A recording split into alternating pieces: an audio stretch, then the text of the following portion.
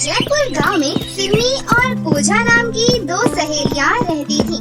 सिम्मी के पिता बहुत बड़े बिजनेसमैन थे, वहीं पूजा के पिता एक फैक्ट्री में काम करते थे। दोनों सहेलियों में बहुत अंतर था।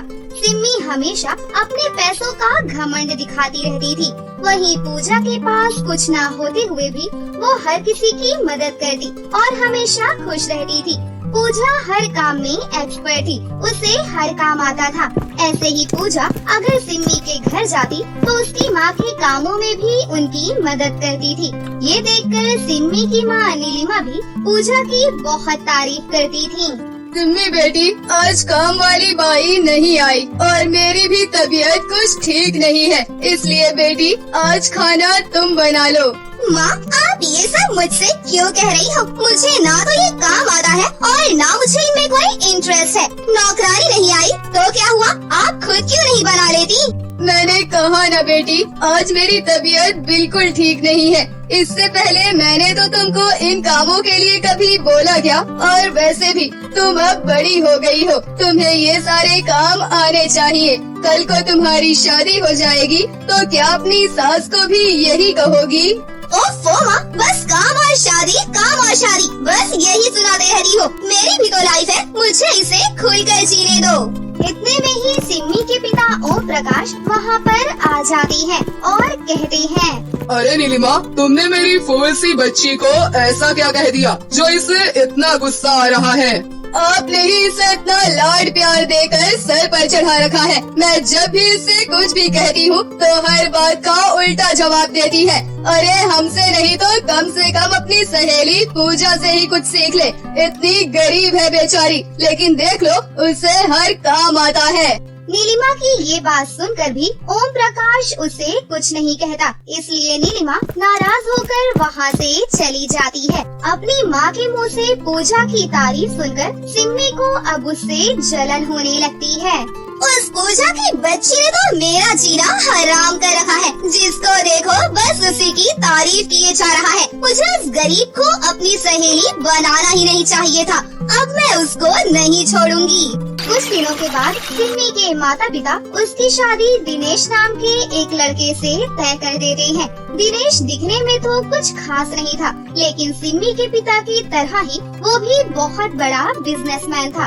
अपनी शादी की खबर सुनाने के लिए सिम्मी पूजा के घर जाती है। आओ सिम्मी, मेरी प्यारी सहेली, बैठो, मैं तुम्हारे लिए चाय बना कर लाती हूँ।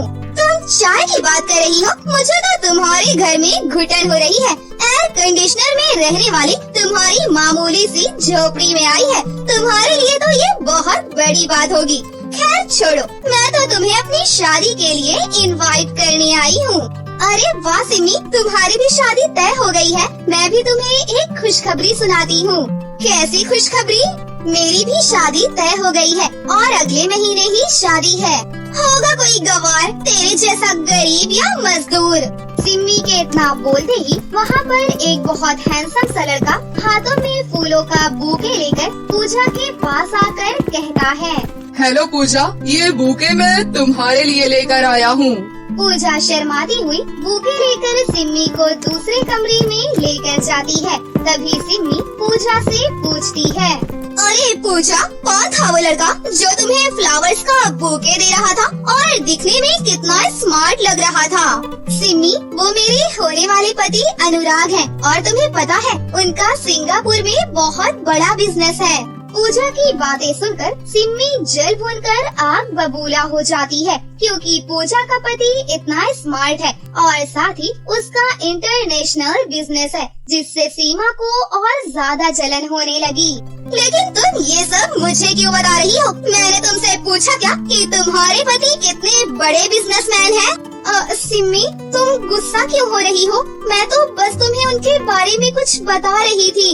सब समझती हूँ मैं कि तुम क्या बताना चाहती हो। मेरे होने वाले पति बस थोड़े सांवले हैं, लेकिन तुम्हारे पति से 25 गुना ज्यादा पैसे कमाते हैं। मैं तुम्हें बस अपनी शादी में इनवाइट करने आई थी। मेरे डैड ने बहुत बड़ा हॉल बुक किया है। तुम शादी में जरूर आना और हाँ, खाना भी खा कर जाना।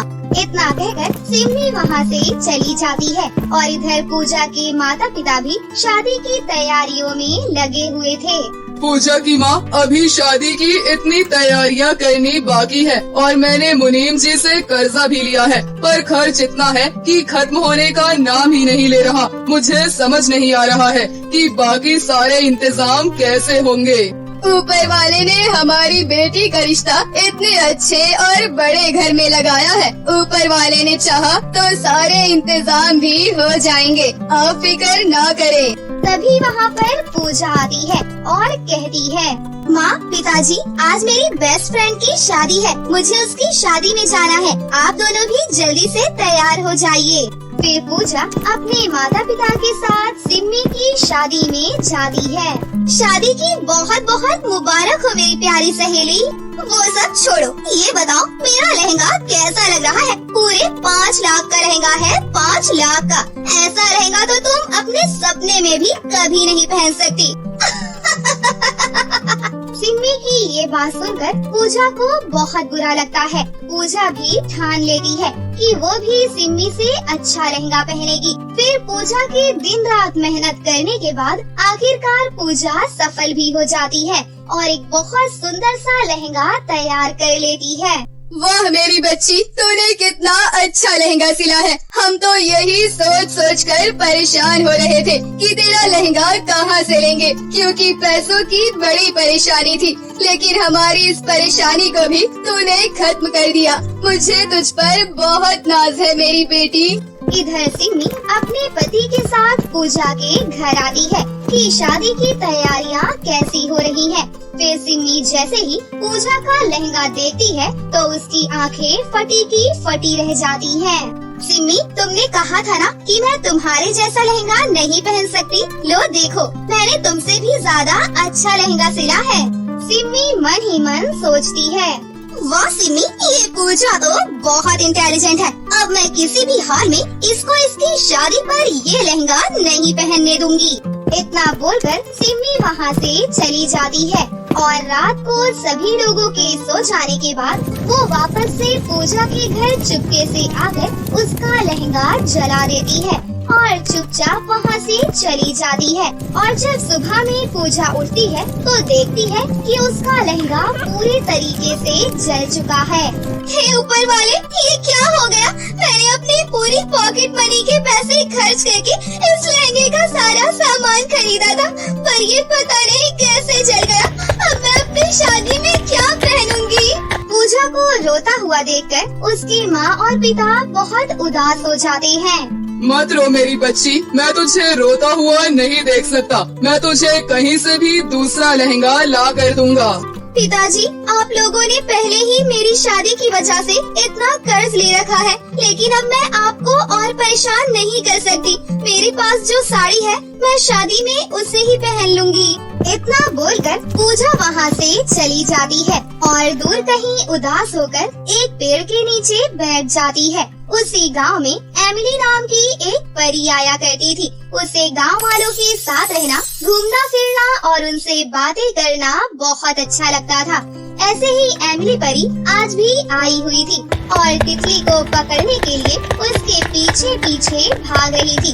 भागते भागते वो अचानक से गिर जाती है। परी को गिरा हुआ देखकर पूजा उसे उठाकर बोली, अरे आपको लगी तो नहीं? अरे बिल्कुल भी नहीं, ये गिरना पड़ना तो रोज का लगा रहता है। वैसे मेरा नाम एमिली परी है, तुम बताओ तुम्हारा क्या नाम है?